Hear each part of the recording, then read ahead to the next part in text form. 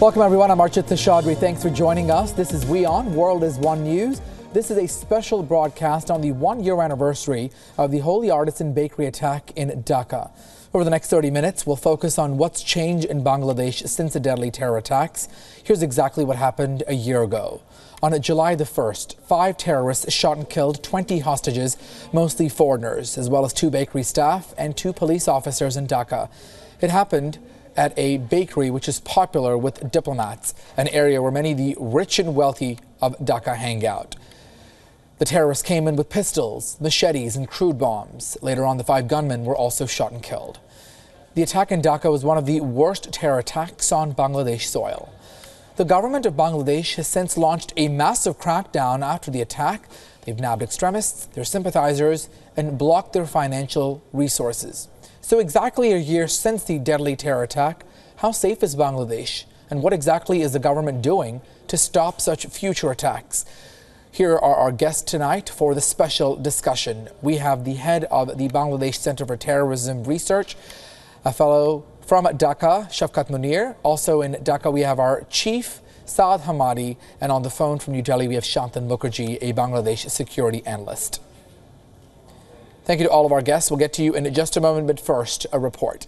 A year after the bakery attack, families in Bangladesh are worried about some of the children who have disappeared, either into a secret state facility or radical outfits. Saad Hamadi explains.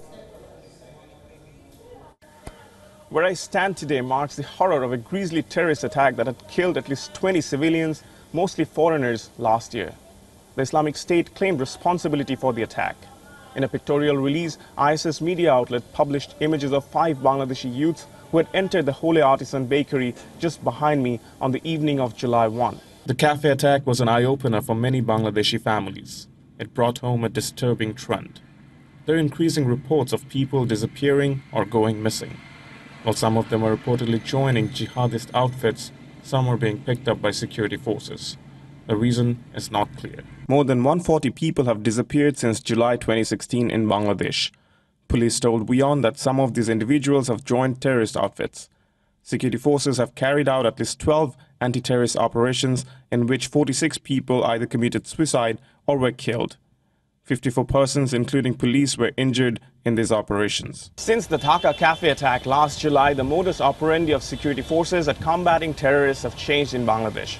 Several youths have gone missing from their homes, and security forces have killed some they suspect as terrorists in operations. I'm now at the Bangladesh Police Headquarters in Dhaka to find out exactly what efforts have been made in this 1 year and what results have been derived. Almost 46 people have been killed during these operations, but they're not the public.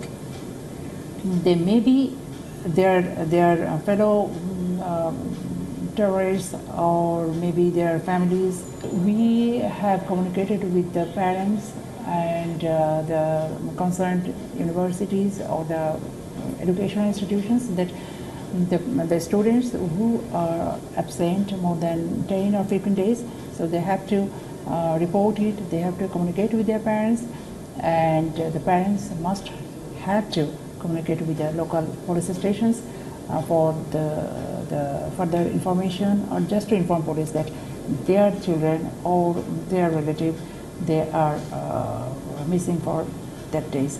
After reporting as missing, they actually joined to the unauthorized organization. But many disappearances and killings of individuals are not confirmed with links to terrorism.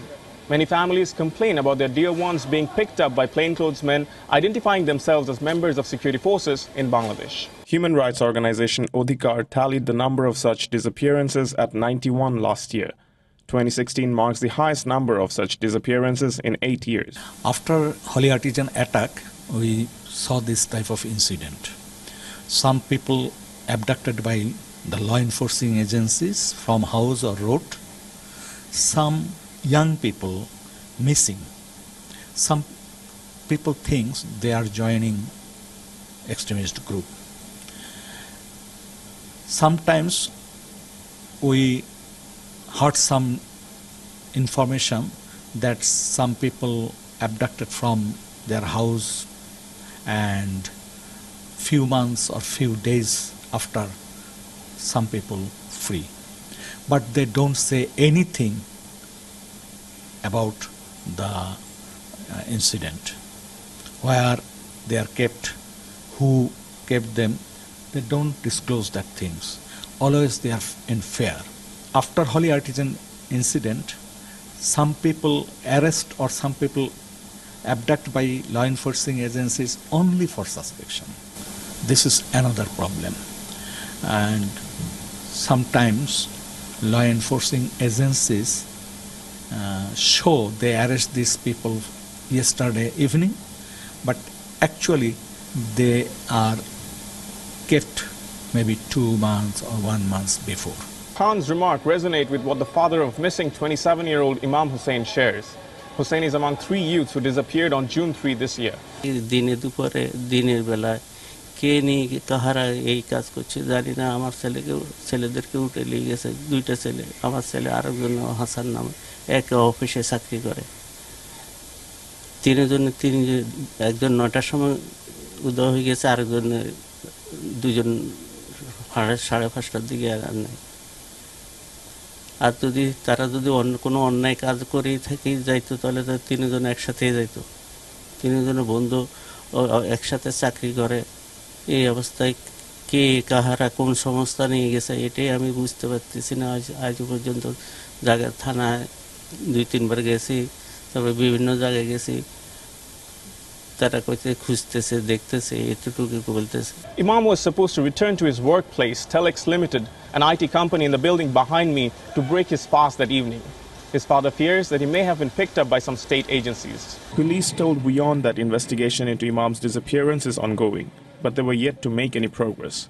Investigators say some anti-terror cases recorded with only one-word names and no further detail have made investigations difficult to close. As Bangladesh grieves 1 year of the horrifying terror attack, concerns over the disappearances have become alarmingly two-pronged, where the line between youths joining radical outfits or being picked up by security forces are largely blurred. In Dhaka, Saad Hamadi, WION.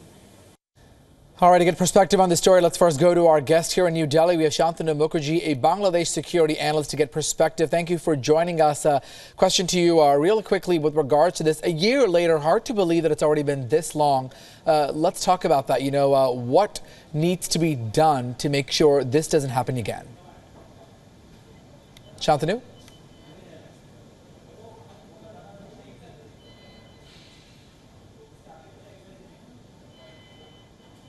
Shantanu Mukherjee, if you can hear us, we are now live. I wanted to ask you a question with regards to the attack. What's the latest in terms of what needs to be done? You know, it's been a year. We've seen what's happened, one of the worst attacks on Bangladesh soil. What the government needs to do to make sure such things don't happen again? All right, we're having some technical issues. Let's come back to Shantanu in just a moment. Let me go over to Saad Hamadi. Saad, you know, you've been there on the ground since this story broke, covering all angles of this. You've talked to locals, you've talked to officials. I mean, what is the government's response there? How has the government perhaps changed in the way it deals with terror outfits? Saad? Archid, the modus operandi of these anti-terrorist operations have changed largely since July cafe attack last year.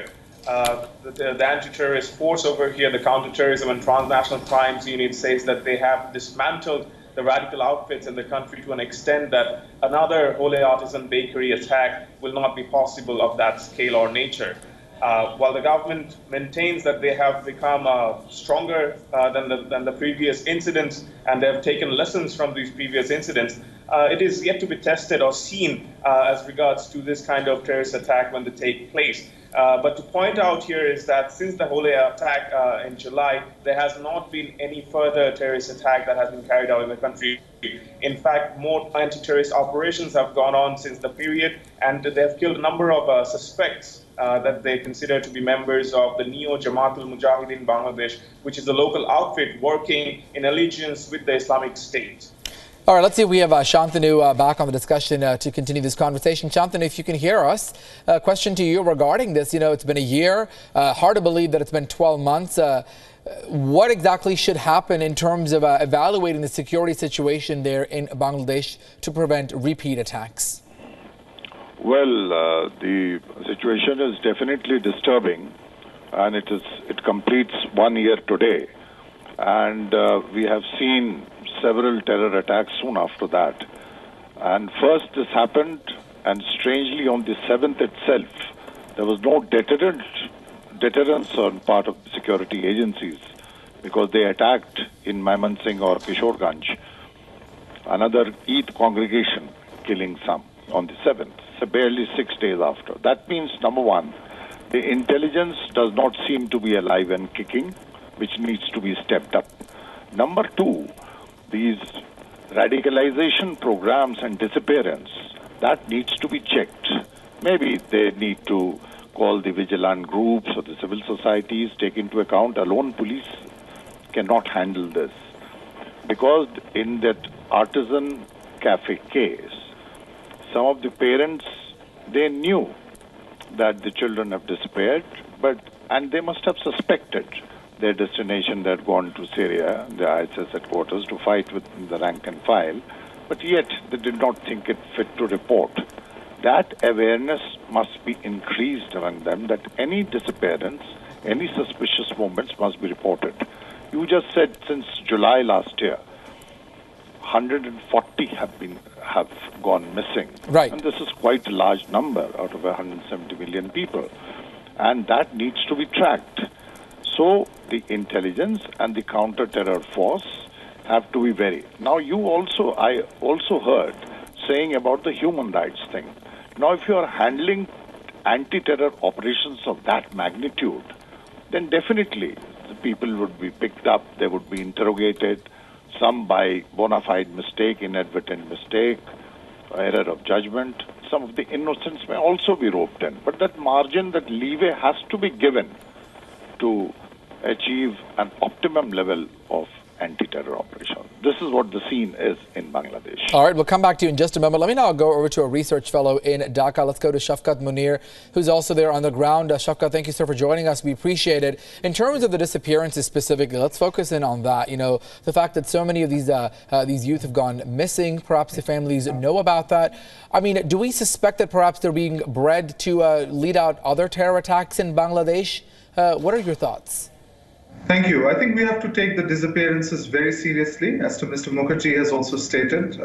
Especially, we need to investigate whether some of these missing youth are joining existing terrorist organizations or trying to go abroad, or have already been co-opted for being trained for a future operation. I think this is something we have to find very expeditiously and investigate very properly.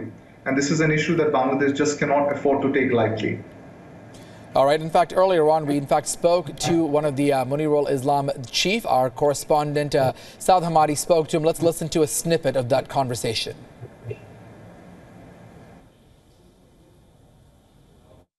I'm joined by the Counterterrorism and Transnational Crimes Unit's Chief Munirul-Islam. Mr. Munir, thank you for joining us. If you could tell us what efforts have been made in this 1 year and what results have the law enforcement agencies derived? We have taken number of steps to prevent such an attack and to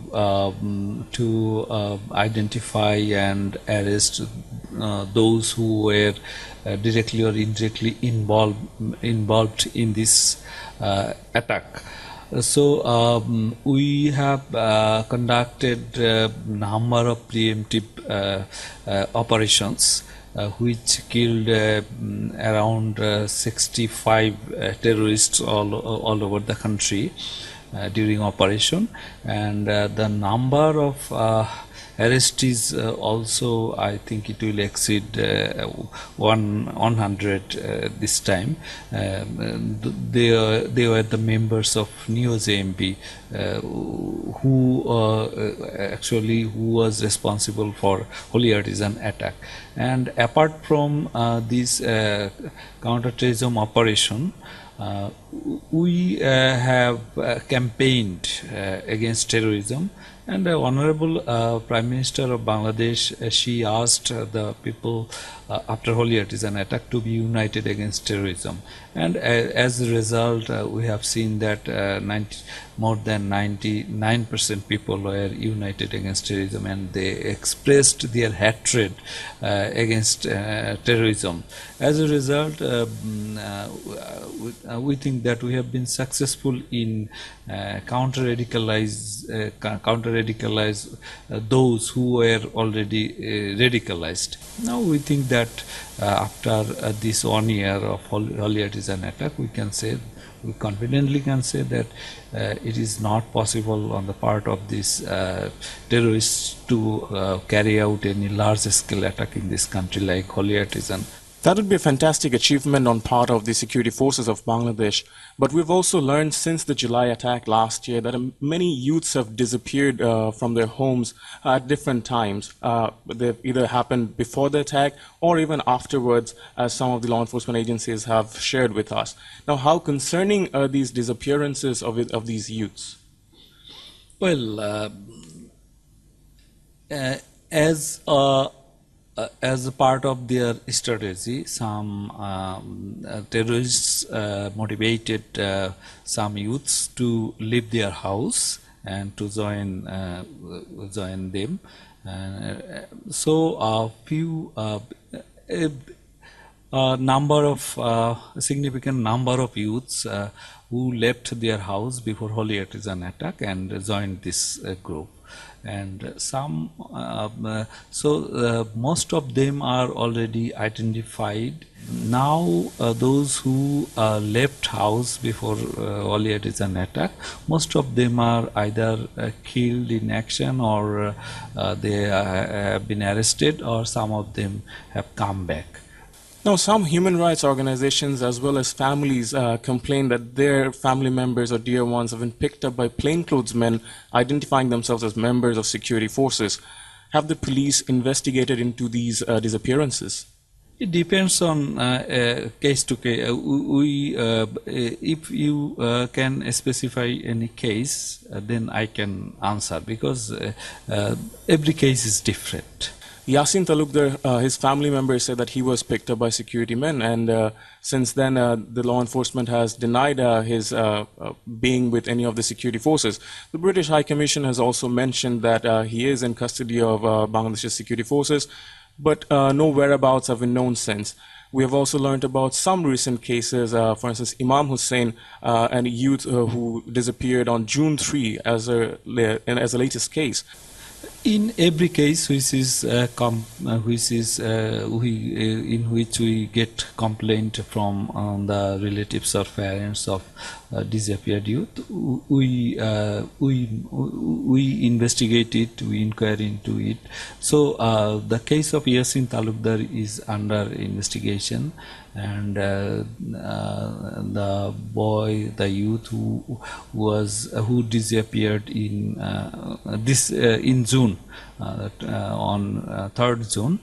This case is also under investigation. We are trying to identify his hideouts and whereabouts. In the case of Nibras-Islam, it was also reported that somebody picked him, but later it was proved that nobody picked him. No member of law enforcement agency picked him. Rather, he left the house to join this new JMB group. So it depends on different cases. All right, that of course was Saad Amari talking there in that exclusive interview. Let me now go to Shantanu Mukherjee standing by. Shantanu, let's also talk about the situation in Bangladesh as it relates to security. ISIS quickly jumped in and claimed responsibility. A year later, there are many terror outfits and organizations still operating there. Is this really homegrown terror? Are more people getting inspired there, or do we have more of a presence from other organizations that are sort of infiltrating into the area? What do you think? Well, judging by the history of Bangladesh, there has been a spurt of, I would not say the cases of terror, but in case of the rise of spiraling cases of fundamentalism. And some outfits, as you mentioned, like one is hefazat-e-islam, which has not come to notice for striking terror, but definitely fomenting the jihadi forces there and trying to bring in the extreme form of Islam, which is not accepted by Bangladesh, into the society. And I'm afraid if this is allowed to flourish, it will breed terror. Similarly, The JMB was suspected to be kidnapping. I do not know the cases for recruitment, induction and training, etc. A very hawkish eye has to be kept, sharp eyes, so that it is not too late. JMB is old, I think since 1998, and it continues to be a force to reckon with, and it has the veterans who had fought with the Taliban cadres in Afghanistan, and they are the trainers in the sense that they are all in the handling of weapons, etc. So these two organizations are there, and some external forces, some external country, the hostile, who want to foment terror there, needs to be put under surveillance there.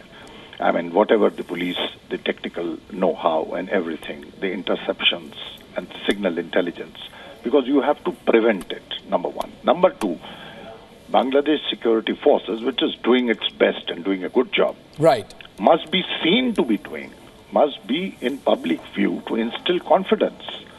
And on the other hand, they have to be oriented for de-radicalization. And I must warn now, you say a figure of 140 who have disappeared, the figure could vary. It is a gray area. And now with the ISIS, as the reports come in after Mosul falling and Tikrit and all, there might be many fighters who have gone there, may return. Now we have to keep an eye not only to stop fresh induction into the cadres, but when they return, they add muscle to the existing problem, and they will have experience. They are battle hardened. So that has to be kept in mind, and it should be nipped in the bud. All right, let me go over really quickly to Shafkat Munir as we wrap this up. You know, the bakery there opened a few months ago, the venue of the deadly attack last year opening up in January. You know, what is the mood like there on the ground? You know, is there still that sense of fear? What is it like in Dhaka given the anniversary? You know, is there a sort of some relief of hope? What's it like? Give us a perception. I think the mood is a mixture of hope, relief, and also defiance that yes, this is a very sad day for Bangladesh, as Mr. Hamadi also reported about the reactions from the ground. But it is also one of defiance that we will not let this happen again. This is also one of relief because although we have had several attacks since the attack on Holy Bakery on 1st of July 2016, but none of those attacks have been of the same scale or have had the same number of casualties. I think what we really need to do now is look forward, address some of the core issues, look at the issue of radicalization, formulate a proper narrative which we can then circulate, and ensure that such a tragedy doesn't visit Bangladesh again in future. All right, unfortunately, we are out of time for the discussion, but we want to take a quick moment to thank all of our guests, Shafkat, Shantanu, as well as Sa. Thank you for your perspective. Certainly a sad and somber note 1 year later since the deadly attack in Bangladesh. Lots of interesting perceptions and conversations on this topic. That does it for this special broadcast. I'm Archit Seshadri. Thanks so much for joining us. We'll see you soon.